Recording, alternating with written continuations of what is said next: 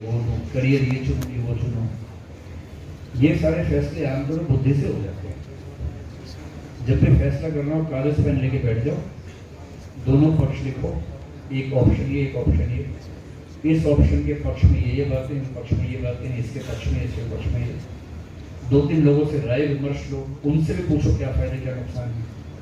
जब सब नोट कर लेंगे, जब उसको दो तीन बार पढ़ेंगे तो कभी कभी क्लियरली खुद ही समझ में आ जाएगा कि क्या करना ठीक है क्या करना गलत है। बहुत आसान है। लेकिन जो जिंदगी के बुनियादी फैसले होते हैं उसमें कई बार दिमाग काम करता नहीं, दिमाग उलझा देता है और दिमाग उस रास्ते पर आपको लेके जाएगा जो आपका मन चाह रहा होता है। तो ज्यादा अच्छा है कि जब कोई बहुत उलझन भरा मामला हो, एक दो ऐसे लोगों से सलाह कर लीजिए जो समझदार हैं, आपकी तुलना में ज्यादा अनुभवी हैं, ईमानदार हैं, सलाह सही देंगे और अंत में फैसला करना चाहिए अपनी अंतरात्मा से, कॉन्शियंस से, इंट्यूशन से, क्योंकि आपके अंदर एक आवाज है जो आमतौर पर सही बोलती है आपके बारे में। जब मामला बहुत पेचीदा हो तो उसकी सलाह भी ले लेना ठीक है। ठीक है,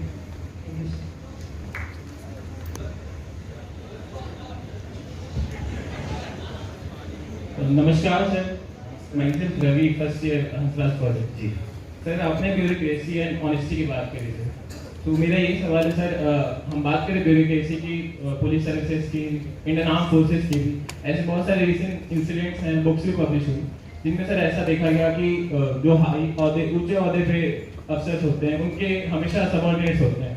तो ऐसा देखा गया है कि सबऑर्डिनेट्स को निजी कामों में लगाने के कारण उनमें ऑनेस्टी नहीं बरकरार रह पाती है। तो मेरा आपसे ये सवाल है सर कि उच्च पदों पे तो औहदा ज़्यादा होता है, तो वहाँ पे फाइनेंशियली स्टेबल होते हैं, हमारी जिंदगी नॉर्मल चल रही होती है, वहाँ पे ऑनेस्टी मेंटेन करना बहुत आसान हो जाता है। बट जहाँ कम औहदा होता है सर, वहाँ पे जब उनसे प्राइवेट काम करवाया जाता है सबऑर्डिनेट से, अब अगर वो ना करे तो उन्हें ट्रांसफर करवा दिया जाता है, उनके टीडीएस काट दी जाती है। तो मेरा आपसे ये सवाल है सर कि कम औहदों पे ऑनेस्टी मेंटेन करने के लिए क्या किया जाए? चलो, वैसे मैंने सिविल सर्विसेज के रेफरेंस में बात की थी, लेकिन सरकार में जो व्यक्ति नौकरी करता है, चाहे वो क्लास 4 पे ही हो, ये बात हमेशा ध्यान रखनी है कि वो भारत के आम नागरिक की तुलना में एक रईस व्यक्ति है, बहुत अमीर व्यक्ति है, क्योंकि उसके पास इतना वेतन है जो आम आदमी के पास बिल्कुल नहीं है। तो एक समय के बाद ईमानदारी चॉइस का मामला ज्यादा होता है कि आपको वेतन सरकार ने मान लीजिए 30 या 40 हज़ार रुपये दिया, आप पीओन हैं, ड्राइवर हैं, कुछ है, मान लीजिए कांस्टेबल हैं पुलिस में, 40 हज़ार रुपये इस देश में कमाई मेरे ख्याल से ऊपर के 10% लोगों की होगी, उससे ऊपर की तो नहीं होगी। अब आपके पास चॉइस है, आप ये भी कह सकते हैं कि जब 1 लाख मिलेगा तो मैं ईमानदार हूँ, उससे पहले नहीं होगा। दूसरा रास्ता ये भी है कि मेरी सैलरी या मेरा वेतन इस देश के आम आदमी की तुलना में बहुत ज़्यादा है और यदि मैं ईमानदार होना चाहूँ तो उसके लिए पर्याप्त वेतन मेरे पास है। और व्यक्तिगत काम में लगाने वाली बात अलग है, तो ब्यूरोक्रेटिक प्रॉब्लम है। कुछ लोग तो बड़े ओहदों पर मिलते ही हैं, तो अर्दली कहते हैं, ऑर्डरली कहते हैं। अगर आप कलेक्टर बनेंगे, एसपी बनेंगे तो आपको कुछ लोग मिलेंगे ही, उनका काम ही ये है कि आपके जीवन को आसान करें ताकि आप पूरे जिले को संभाल सकें, उनकी भूमिका ही है। लेकिन यदि किसी की भूमिका ये नहीं है और उससे व्यक्तिगत काम करवा रहे हैं तो बुरी बात है, और इसके लिए सिविल सर्विसेज के लिए जो कोड है हमारा, उसमें अमेंडमेंट करें या कुछ इन्वेस्टिगेशंस हो, सर्विलांस हो, वही सब तरीके हो सकते हैं। तो डीओपीटी का ये काम है, डीओपीटी इस पर लगातार काम करता है कि कैसे हम सिविल सर्वेंट्स के बिहेवियर को, कंडक्ट को ठीक कर सकते हैं। ठीक है, हमने कई बार देखा है कि जो यूपीएससी टॉपर्स होते हैं वो अपने second attempt, third attempt, fourth attempt, fifth attempt में भी क्लियर करते हैं। इस बार भी यूपीएससी टॉपर है, उन्होंने शायद अपने सेकंड या थर्ड अटेम्प्ट में क्लियर किया जी। तो अगर फर्स्ट अटेम्प्ट में क्लियर नहीं होगा तो अपनी लाइफ में फिर वो डिप्रेशन और एंजाइटी को कैसे हैंडल करें, अपने आप को कॉन्फिडेंस कैसे लाएंगे, हम अगले अटेम्प्ट में भी कर सकते हैं। कुछ होता ही डिप्रेशन पहले दिन में ना हो, हैंडल करें। पहले प्रयास में ये मान के चलिए कि होना बहुत मुश्किल है, क्योंकि कुछ ना कुछ मिस्टेक हो जाती है। 100 में से 99 व्यक्ति पहले अटेम्प्ट में कुछ ना कुछ ऐसी मिस्टेक करते कि नहीं हो पाता। Second attempt in UPSC is suppose to be the best attempt. Second में ना हो तो थर्ड में हो जाएगा। और ये एग्जाम ऐसा है कि 5-6 जगह है, आपके 4 पेपर जीएस के हैं, 2 ऑप्शन के, एक ऐसे का 7 पेपर, फिर इंटरव्यू है। आर्ट्स तो वो लेवल्स और प्रीलिम्स अपने आप में चैलेंज है। आमतौर पे कहीं ना कहीं छोटी बहुत मोटी मिस्टेक हो जाती है। मिस्टेक ना हो तो संयोग से नुकसान हो जाता है कि आपने अच्छा सब कुछ किया, मेंस अच्छा किया, इंटरव्यू बोर्ड जब आप गए तो वो इंटरव्यू बोर्ड आपको मिला जिसमें नंबर सबसे कम मिलते हैं, जो आपके हाथ में नहीं था। तो ये एग्जाम ऐसे से बहुत सारे संयोग होते हैं, सारे संयोग सज जाएं तो आप पहली बार में आईएएस बन जाएंगे। ज्यादा चांसेस ये हैं कि दूसरी तीसरी बार में सिलेक्शन होता है। तो डिप्रेशन तो बहुत बड़ी चीज होती है भाई, डिप्रेशन हर बार पे क्यों होना चाहिए? पहली बार में नहीं हो तो नहीं हुआ, अगली बार हो जाएगा। इतना तो मतलब बैकअप ऑप्शन लेके चलना ही चाहिए ना कि सेकंड ऑप्शन भी है, अटेम्प्ट है, थर्ड अटेम्प्ट है। 3 अटेम्प्ट तक यूपीएससी को सीरियसली आपको परस्यू करना चाहिए। 3 बार में ना हो तो फिर कुछ और करना शुरू कर दीजिए, साथ में 1-2 घंटे पढ़ते पढ़ते एग्जाम देते रहिए। लेकिन 3 बार तक सीरियसली एग्जाम देना वर्थ इट है इस एग्जाम से मिलने वाले फायदों के हिसाब से।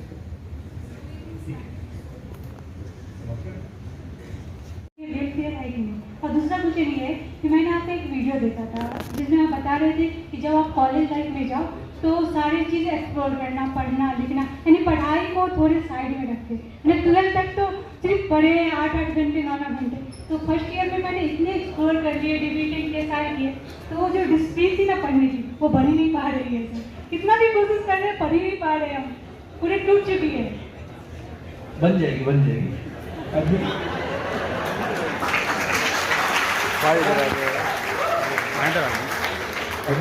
अगर आपने डिबेटिंग वगैरह सब एक्सप्लोर कर लिया है तो आपकी समझने की क्षमता इतनी अच्छी हो जाएगी कि जो काम पहले 8 घंटे में होता था अब वो 3 घंटे में हो जाएगा। तो डिबेटिंग करने के बाद, क्रिएटिव राइटिंग करने के बाद, नाटक मंच पे करने के बाद आपकी स्मार्टनेस का लेवल इतना ज़्यादा हो जाता है कि पढ़ाई की उतने घंटों की जरूरत नहीं बचती जितना पहले आप पढ़ रहे थे। और जब आपके सिर पे आएगा एग्जाम का प्रेशर कि आईएएस एग्जाम देना टाइम कम है तो पढ़ाई की फ्रिक्वेंसी अपने बढ़ती है। ह्यूमन बिहेवियर है कि हम उतनी ही मेहनत करना पसंद करते हैं जितना हमारा दिमाग कहता है कि ज़रूरी है। तो जिस दिन आपको स्ट्रेस होना शुरू होगा आप निश्चित रूप से कर लेंगे। बहुत तनाव मत लीजिए। आपने अच्छा किया कि पहले साल पढ़ाई से ज़्यादा बाकी एक्टिविटीज़ की। अब सेकेंड ईयर से थोड़ा पढ़ाई की ओर बढ़िए, थर्ड ईयर तक आते तो पढ़ाई में ठीक से डूब जाना चाहिए। वो तरीका ठीक है। पहला सवाल आपका क्या था मेरा? हाँ, मतलब मेरा मानना है कि प्राइवेटाइजेशन बहुत सारे मामलों में समाज के लिए अच्छा है, क्योंकि देखिए कसौटी क्या है, आप जैसे प्राइवेट सेक्टर में जाएंगे तो वहां नौकरियां कुछ कम हो जाएंगी, लेकिन सर्विसेज हो सकता है कि बेहतर हो जाए। सर्विस बेहतर होगी हर व्यक्ति के लिए, नौकरी कुछ व्यक्तियों की कम होती है। लेकिन सरकार को छोटे बैल की तरह छोड़ नहीं देना प्राइवेट सेक्टर को, उसमें रेगुलेट करना जरूरी है। प्राइस की रेगुलेशन होनी चाहिए, नॉर्म्स की रेगुलेशन होनी चाहिए। तो मेरी व्यक्तिगत समझ ये है कि अगर सरकार केवल उन क्षेत्रों में खुद काम करे जहां बेसिक गुड्स या सर्विसेज प्रोवाइड करने, जैसे हेल्थ है, एजुकेशन है, सरकार की भूमिका बढ़नी चाहिए इन क्षेत्रों में। लेकिन एविएशन में, ट्रांसपोर्टेशन में इनमें भूमिका कम हो सकती है। रेलवे में सरकार की ट्रेन चले ये जरूरी है, या प्राइवेट ट्रेन में रेट फिक्स हो जाए सरकार की तरफ से जरूरी है। पर प्राइवेट ट्रेन भी चले और अमीर लोग बहुत ज्यादा पैसा देके उसमें थोड़ा घूमे, इससे हमें क्यों परेशानी होनी चाहिए? सरकार का MTNL BSNL चलता रहे ताकि एकदम दूर गांव में एक टावर BSNL का सरकार लगा सके और गांव के आदमी को फोन मिल जाए। पर शहर के व्यक्ति जो अफोर्ड कर सकते हैं उनको एयरटेल और वोडाफोन और रिलायंस फोन महंगी और अच्छी सर्विसेज अगर ऑप्शन दे सकते हैं तो क्यों ना कोई। तो मेरा मानना है कि हर समाज में बहुत सारे लेवल्स होते हैं, शिक्षा, स्वास्थ्य, जस्टिस और जो बेसिक चीजें हैं, basic rail, basic road, transportation, ये सरकार दे, कम या शून्य दरों पर दे, अच्छी गुणवत्ता के साथ दे समाज को, ये सरकार को करना चाहिए। पर बाकी सभी सेवाएं जो स्ट्रेटेजिक नहीं है और फंडामेंटल नेचर की नहीं है, उससे प्राइवेट सेक्टर का आना अच्छा है। रेगुलेशन सरकार का बना रहे ये जरूरी है। ठीक है। Please, this would be our last question and we are already exceeding the limit. अखबार में लेख लिखा था कि NJAC बहुत जरूरी है। मेरी आज भी मान्यता ये है कि जुडिशियल सिलेक्शन जुडिशियरी खुद करे ये ठीक बात नहीं है। मैं ये भी नहीं कहना चाह रहा हूँ कि वो पूरी तरह सरकार के हाथ में होना चाहिए। होना ये चाहिए कि एक ऐसा कॉलेजियम जिसमें सरकार की भागीदारी भी हो, जुडिशरी की भी हो, जुडिशरी की भागीदारी थोड़ी ज़्यादा हो ताकि उसमें ट्रांसपेरेंसी ज़्यादा हो। और एनजेएसी में ये सारे पैरामीटर्स आमतौर पर सही थे, क्योंकि उसमें आप देखेंगे 3 जजेस थे 6 मेंबर्स में से, और किन्हीं भी 2 मेंबर्स के खारिज करने पर वो अपॉइंटमेंट कैंसिल होनी थी। यानी कोई भी अपॉइंटमेंट अगर 2 जजेस कैंसिल कर देते उन 3 में से तो वो अपॉइंटमेंट हो ही नहीं सकती थी। इसलिए एनजेएसी में ये खतरा बिल्कुल नहीं था कि किसी ऐसे व्यक्ति की अपॉइंटमेंट हो जाएगी जो जुडिशरी नहीं चाहेगी। उसमें यह था कि जुडिशरी किसी को चाह रही है और बाकी 3 में से 2 ने खारिज कर दिया, इसको लेके आपत्ति थी। उन 3 में भी ये संभावना थी कि एक व्यक्ति विपक्ष का नेता होगा, तो यदि अपॉइंटमेंट सही है तो विपक्ष का नेता भी जुडिशरी के साथ ही खड़ा होगा। तो मेरे ख्याल से उस एक्ट को हल्का सा ट्वीक कर दें अगर, तो ऐसा रास्ता निकाल सकते हैं। लेकिन मैं इस पक्ष में एकदम नहीं हूँ कि जुडिशियल अपॉइंटमेंट जुडिशरी को ही करनी चाहिए, वो सिस्टम गलत है और किसी भी तरह से उसे सही नहीं मान सकते। दुनिया में कहीं है भी नहीं, हमारे देश में, बाकी देशों में नहीं है ऐसा सिस्टम। सर एक क्वेश्चन और था कि आपने कहा था कि मतलब टेक्नोलॉजिकल यूज जो है उसके ऊपर एम्फेसाइज आपने किया था कि कैसे ब्यूरोक्रेसी उसका इंपॉर्टेंस आज के टाइम पे बढ़ गया है। तो क्या सर आप मैं आपकी एक सवाल था कि क्या टेक्नोलॉजिकल यूज या फिर उसका जो एम्फेसाइजेशन है उसकी वजह से एम्प्लॉयमेंट के रेट में कमी नहीं आएगी अगर उस चीज़ का यूज ज़्यादा बढ़ेगा ब्यूरोक्रेसी या किसी भी दूसरी चीज़? एम्प्लॉयमेंट थोड़ा सा कम होगा, ये भी हो सकता है कि उसके नेचर चेंज हो जाए। मतलब एक तरह की जब कंप्यूटर आया था तब भी कहा गया था कि एम्प्लॉयमेंट कम होगा, लेकिन उससे एम्प्लॉयमेंट बढ़ाएगी। पर जनरेटिव एआई के बारे में खतरा थोड़ा ज़्यादा सीरियस है कि एम्प्लॉयमेंट कम हो सकता है। लेकिन फिर एक सवाल है, समाज के 2% व्यक्तियों को एम्प्लॉयमेंट देना और समाज के 100% व्यक्तियों की जिंदगी को आसान बनाना, इनमें से ज़्यादा बड़ा उद्देश्य क्या होना चाहिए? और यदि तकनीक के इस्तेमाल से समाज के हर व्यक्ति की जिंदगी आसान बनती है और कुछ नौकरियां कम होती हैं, तो मेरी व्यक्तिगत राय ये है कि नौकरियां सबको दें, इससे ज़्यादा ज़रूरी है कि सबकी ज़िंदगी आसान बने, बेहतर बने। और जो पैसा बचता है नौकरियों से, मान लीजिए, उस पैसे को समाज के विकास में खर्च करें। तो मैं, क्योंकि मैं नेता नहीं है, क्योंकि मुझे इलेक्शन नहीं लड़ना है, तो मैं इसलिए नौकरियां ज़्यादा हों और बढ़ें, मैं इस पक्ष में सारी बात नहीं करूँगा, क्योंकि अंततः पर्पस क्या है? ईज ऑफ लिविंग है, हर व्यक्ति को ज़िंदगी बेहतर मिले। और यदि ज़िंदगी बेहतर मिल सकती तकनीक से, तो क्यों ना लगे? भाई डिजी यात्रा से, डिजी लॉकर से या कोविन ऐप से काम बड़ा आसान हो जाएगा। कोविन ऐप ना होती तो कम से कम 10,000 व्यक्ति को रोजगार मिलता सबका रजिस्टर बनाने के लिए, इंजेक्शन लगाने के लिए। पर कोविन ऐप ने जो ट्रांसपेरेंसी बनाई, जो अकाउंटेबिलिटी बनाई, हमने 10,000 व्यक्तियों की नौकरी नहीं दी। लेकिन ये सवाल तो नहीं उठाना, क्योंकि यदि उन 10,000 व्यक्तियों की तुलना में वो ऐप ज़्यादा अच्छा काम कर रही है, उससे प्रशासन को आसानी है, जनता को आसानी है, तो जनता की आसानी लोकतंत्र में मेरे ख्याल से सबसे ऊंचा मूल्य है। उसके बाद जो दूसरा मूल्य आता है, सबसे पहला मूल्य है जनता का जीवन बेहतर होना चाहिए, और तकनीक से ऐसा होता है। सर आपने भी ऑब्जेक्टिविटी की बात करी। सर मेरा ये सवाल है कि हम ऑब्जेक्टिविटी डेवलप कैसे करें, क्योंकि कहीं ना कहीं किसी चीज़ को लेकर बायस रहते ही हैं। देखो 100% तो किसी में नहीं होती है, ना हो सकती है।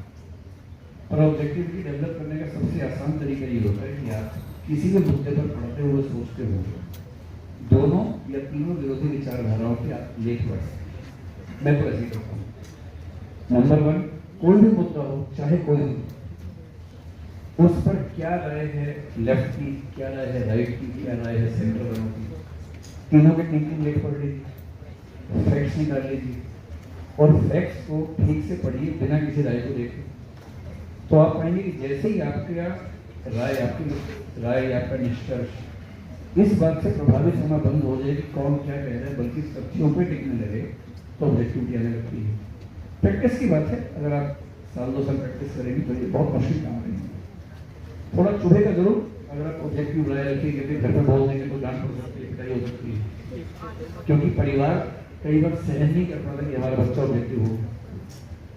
उन्हें बच्चे से वही राय सुननी है जो राय वो सुनते आए हैं घर में, और हो सकता है कि पढ़ने के बाद आपकी राय थोड़ी अलग हो सकता है कि किसी घर में जाति व्यवस्था को अच्छा माना जाता है, आप पढ़ने लिखने के बाद जाति व्यवस्था के विरोधी होते हैं, ये कम से कम समर्थक ना रहे। अब आप ऑब्जेक्टिवली ये बात साबित कर सकते हैं, पर करेंगे तो हो सकता है कि घर में लोग नाराज हो जाएंगे। तो ये भी कि ऑब्जेक्टिविटी से जो निष्कर्ष निकलते हैं उसको कहाँ बोलना है, कितना बोलना है, इससे बोलने की जरूरी है। लेकिन मेरी धारणा ये है कि अगर ऑब्जेक्टिव व्यक्ति हैं तो देश के लिए एक बेहतर व्यक्ति हैं, न कि माहौल खराब करने वाले व्यक्ति।